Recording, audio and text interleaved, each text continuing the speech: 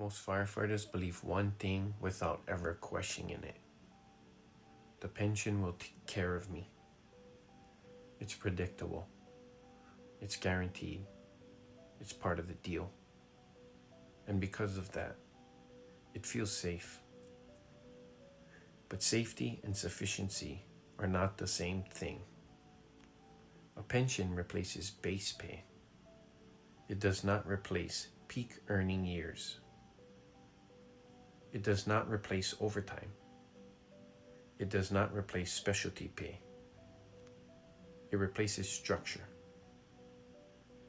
And if your lifestyle was built on peak income, retirement feels smaller than you expected.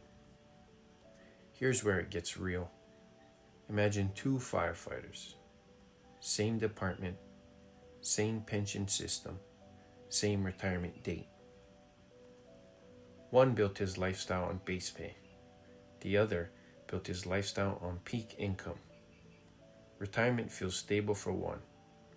It feels like contraction for the other. The pension didn't change. The structure did. This isn't a criticism of pensions. Pensions are powerful. They are rare. They are valuable. But they were never designed to maintain a peak income lifestyle. They were designed to provide structural continuity.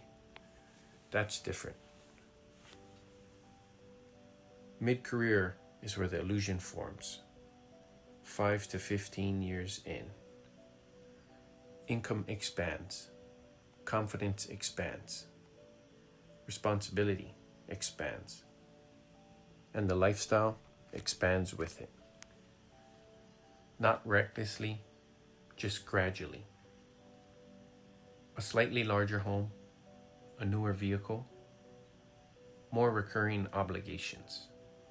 Nothing dramatic, just normalized.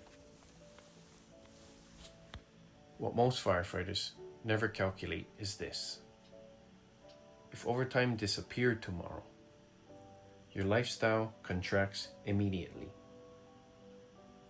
If retirement begins tomorrow, your income contracts permanently. That contraction is not emotional. It's mathematical.